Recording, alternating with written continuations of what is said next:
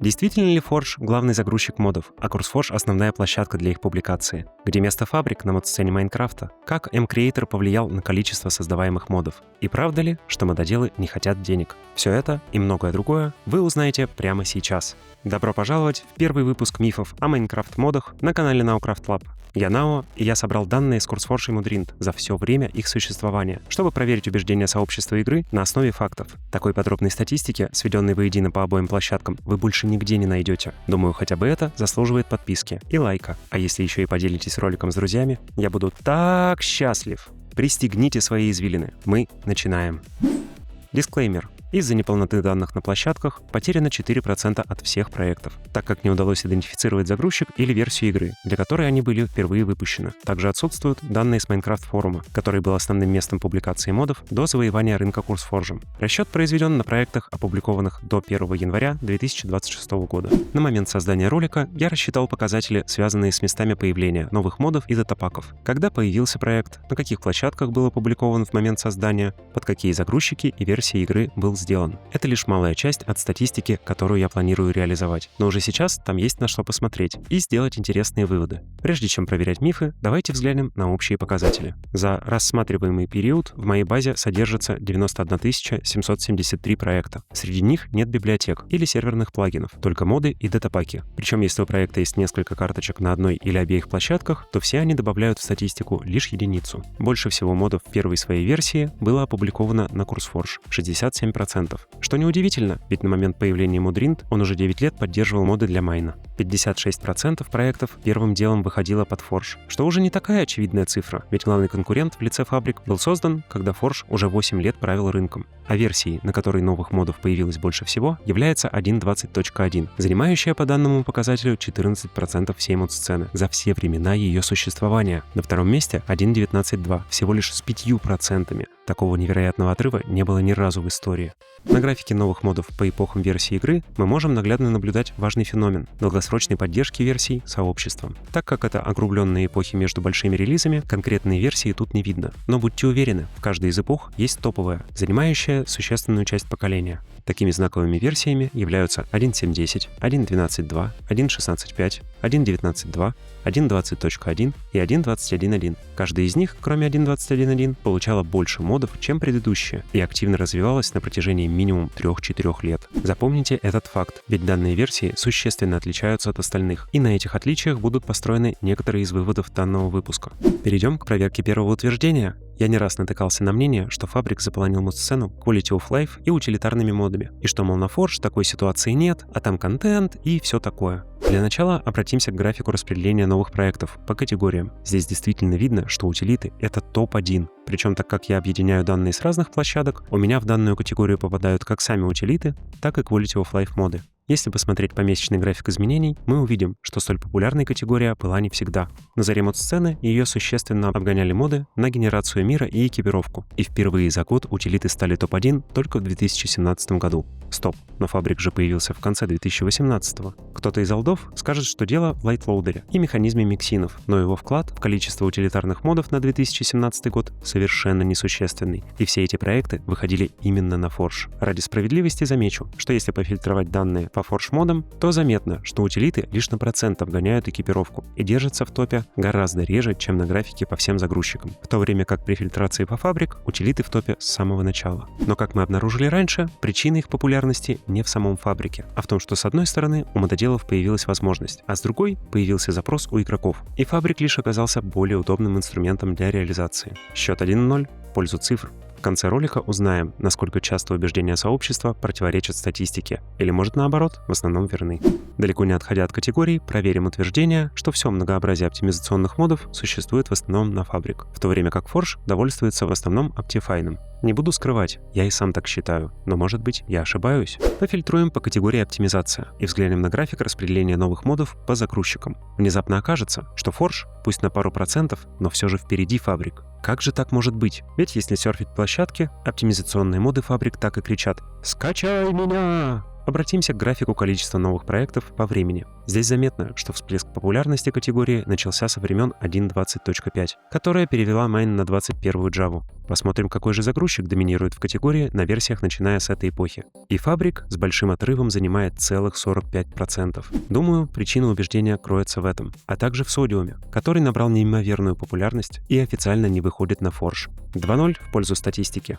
Перейдем к тезису, который вызывает, наверное, самые полярные мнения, что контентные моды выходят на Forge и не Forge, а Fabric достаются только мелкие модификации. Лагерь Forge справедливо заметит, что все популярные контентные сборки собраны именно на нем, в то время как любители Fabric ответят, что многие крупные моды, вроде Create, присутствуют на обоих загрузчиках. Причем у Fabric встречаются даже собственные эксклюзивы, вроде Better End и Mindcells. И все дело в том, что Fabric моложе, и его библиотека модов в целом меньше. Но как по голым цифрам отделить крупные контентные моды от остальных?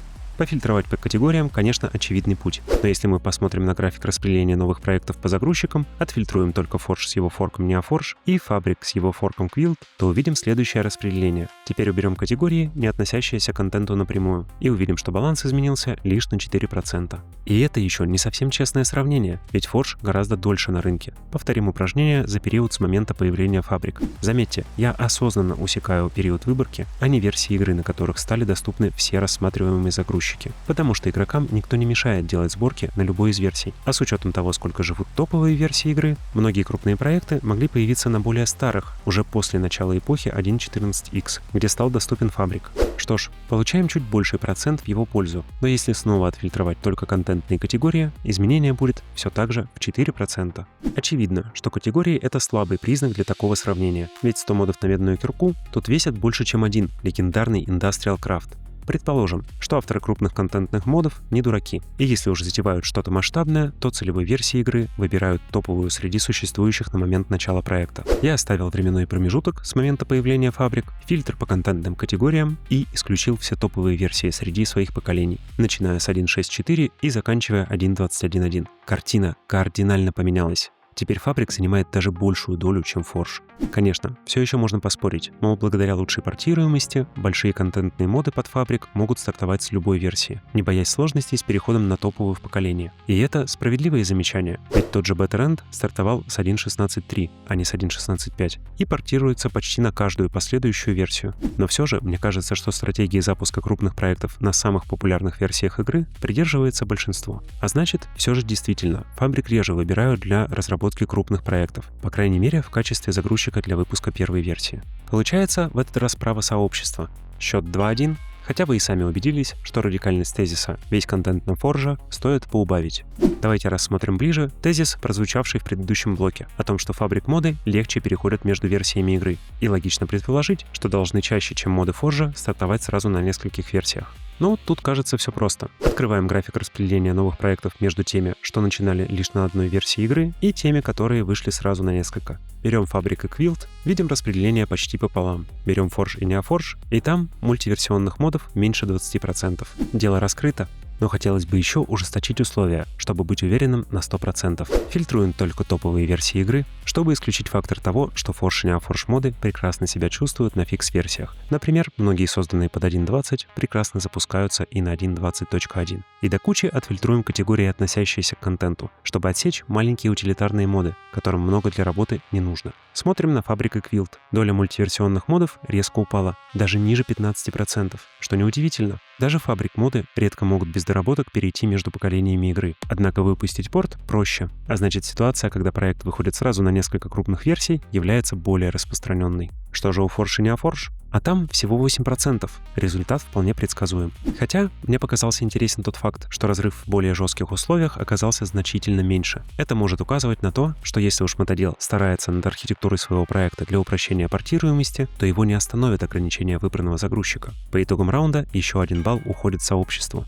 2-2. Проверим популярное убеждение, что модов больше всего на Forge. Оно широко распространено, и с ним настолько глупо спорить, что можно было бы даже не начинать. Взгляните на процент проектов, стартовавших на нем, и на всех остальных загрузчиках. Однако, сегодня мы смотрим именно статистику появления новых проектов, и в ее контексте можно понять, что случится с данным тезисом в будущем. Сам факт того, что почему-то у Forge не 90% рынка, уже должен насторожить его адептов. Ведь до 2019 года так и было. Однако с появлением фабрик и других загрузчиков доля Forge для новых проектов стала снижаться и за 6 лет упала на 60%, с 98 до 38.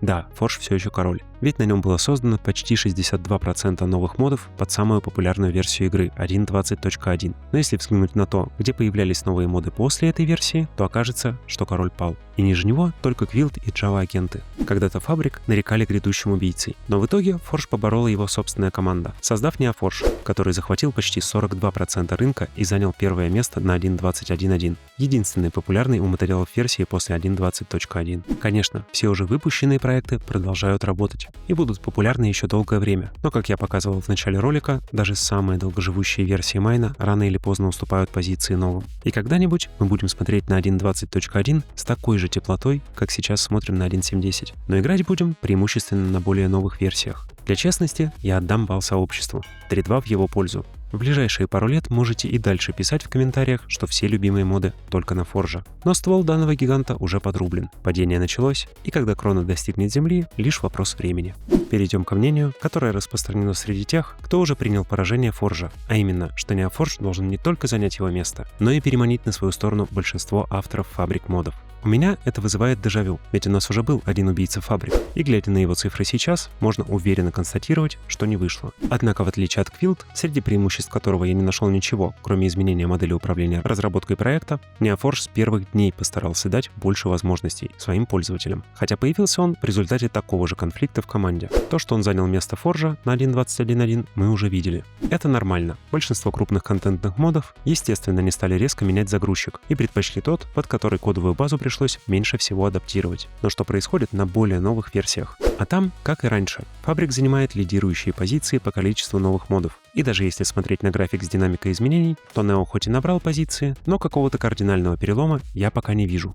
Можно еще взглянуть на пересечение проектов по загрузчикам. С момента появления NeoForge 13% новых проектов вышли одновременно на нем и фабрик, в то время как за аналогичный промежуток до его появления на фабрик и Forge вышло одновременно всего чуть меньше 5%, что однозначно говорит о большей любви к Neo у авторов фабрик модов, но не о полном переходе. Здесь бы нам очень пригодились данные по переходам проектов между загрузчиками и прекращению их поддержки. Но их я еще не рассчитал, так что предлагаю отложить данную тему на следующие выпуски. А пока сойдемся на ничьей. 4-3 все еще в пользу сообщества. Еще одно мнение, которое не раз встречал у себя в комментариях, что если нужны моды на Forge, то нужно идти на курс Forge, а на Модринте сплошной фабрик. Поставим начало выборки на дату появления Модринта для честности сравнения. Откроем график распределения новых модов по площадкам и отфильтруем по Forge. 78% у курса пока полностью подтверждают гипотезу. Пофильтруем по фабрик, и тут уже 51% за Модринтом. Причем процент проектов, стартовавших сразу на обоих площадках, увеличился с 6 до 14%. А если смотреть по NeoForge, то баланс снова меняется в сторону CourseForge. Там 51%. Однако сразу на обе площадки выкладываются уже целых 14% новых проектов. В общем, сообщество снова право. И за Forge и NeoForge модами лучше в первую очередь идти на CourseForge. Хотя тенденция публиковать свои проекты сразу на обоих порталах меня очень радует. 5-3 в пользу сообщества. О, чуть не забыл об убеждении, которое почти в 100% случаев идет в паре с тем, что Forge лучший загрузчик. А именно, что CourseForge — главная площадка для модов в целом. Для проверки выставим начало периода выборки на дату появления Модринта. И на графике распределения новых модов по платформам видим почти 62% у CourseForge. Но вспоминая масштабы версии 1.21 и доминацию Forge на ней, которая явно влияет на популярность CourseForge, почему бы не проверить, где выходят моды под более новые версии игры? В фильтре по игровым эпохам выберем только версии новее 1.20.1 и видим, что баланс радикально изменился. Теперь уже 56% за Модринтом. А если посмотреть, что творится конкретно на версии 1.21.1, то Модринт хоть и сожмется до 48%, но все равно остается впереди курса. Так что, хоть сообщество вновь оказалось право, тренд в последние годы поменялся. И сможет ли CourseForge вернуть доминацию, когда мододелы выберут следующую версию майна для массового портирования, нам только предстоит узнать в будущем. 6-3 в пользу сообщества. Перейдем к провокационным мнениям. Майнкрафт играют только школьники, и моды для него пишут только они. Абсурд, конечно. Преподносить это как что-то негативное. Я вообще весь свой контент делаю именно для того, чтобы заинтересовать как можно больше людей созданием чего-то нового. И чем моложе будут такие люди, тем даже лучше. Ведь выходить во взрослую жизнь, уже имея полезные навыки и опыт самостоятельной поддержки проектов или даже создания их в команде, это круто. Но вернемся к графикам. Как нам вычислить молодых мододелов, глядя только на циферки?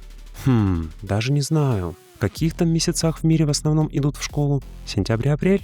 Присмотримся к графику количества новых проектов по времени. На заре мод-сцены яркой корреляции не наблюдается. Хотя, например, в 2016 есть явный спад в сентябре. Но тогда и мододелов было в сотни раз меньше, чем сейчас. Смотрим дальше, и тут опа! В 2020 году явная просадка в сентябре. Потом в 2021, 2022, 2023, 2024 и 2025.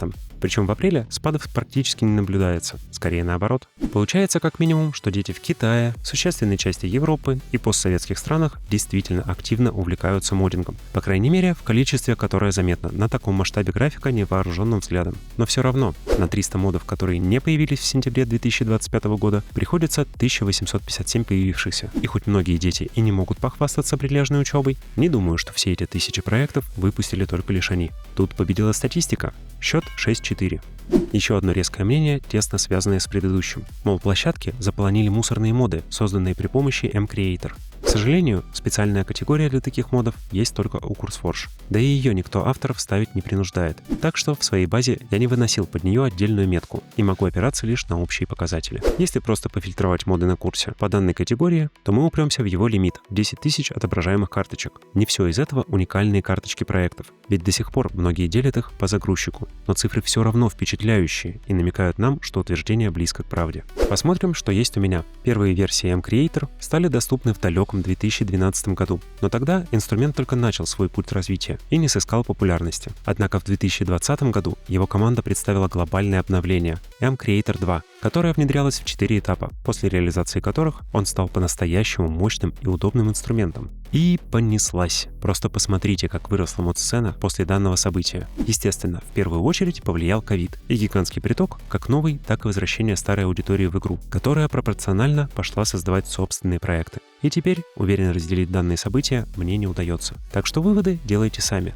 Есть идея все же выделить mCreator в отдельную категорию и пересчитать всю статистику хотя бы для CourseForge. Но результаты я смогу показать лишь в будущих выпусках. А пока засчитаем ничью 5-7. Сообщество все еще ведет. Ну и финальная проверка на сегодня – это убеждение, что мододелы работают на чистом энтузиазме и не гонятся за деньгами.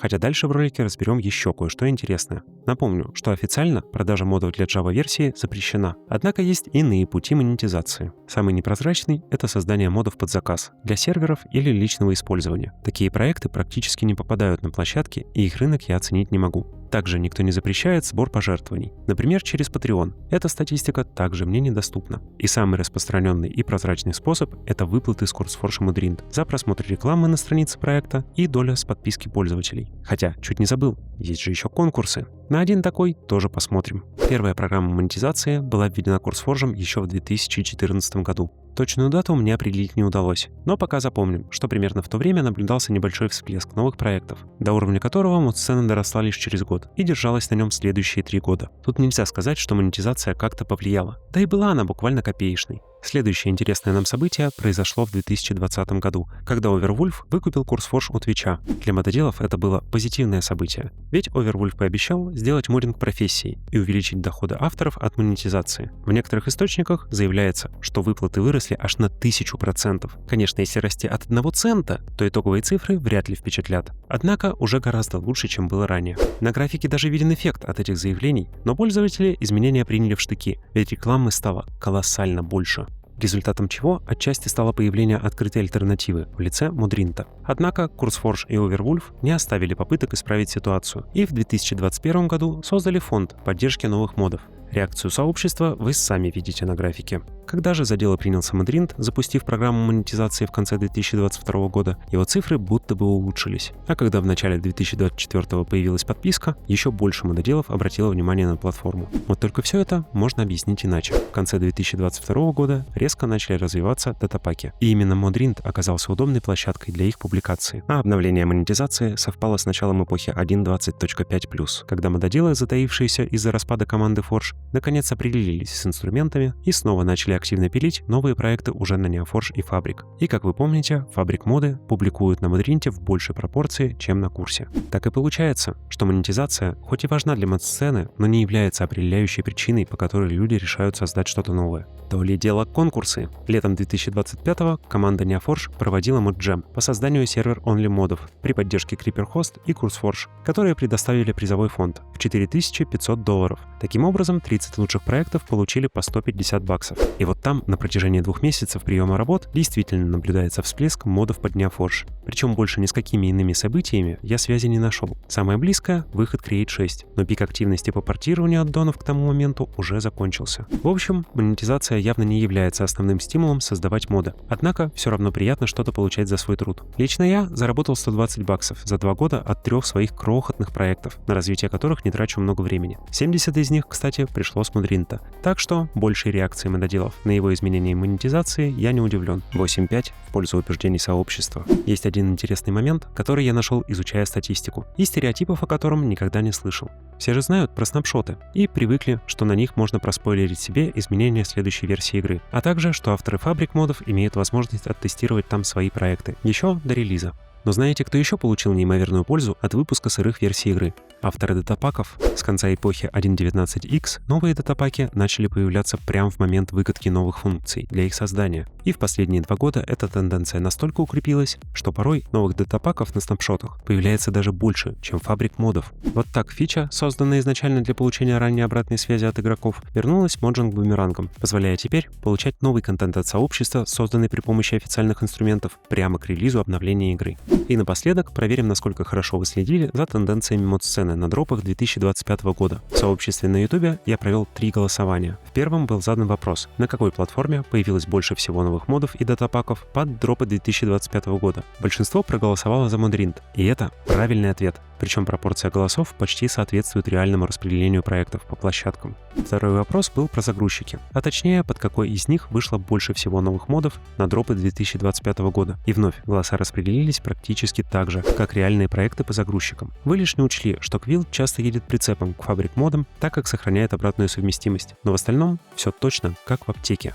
А в третьем опросе я спросил, для какого из дропов вышло больше всего новых модов и датапаков. И уже здесь вы не угадали, проголосовав за Cooper Age 1.21.9, который, вероятно, понравился вам больше всех. Но это же совсем не значит, что мододелы выбрали его следующей модовой версией. И правильный ответ как раз-таки связан с тем, что мододелы ее не выбрали. Ведь, как я говорил в ролике про Vibrant Visuals, ориентир в виде крупных обновлений игры пропал.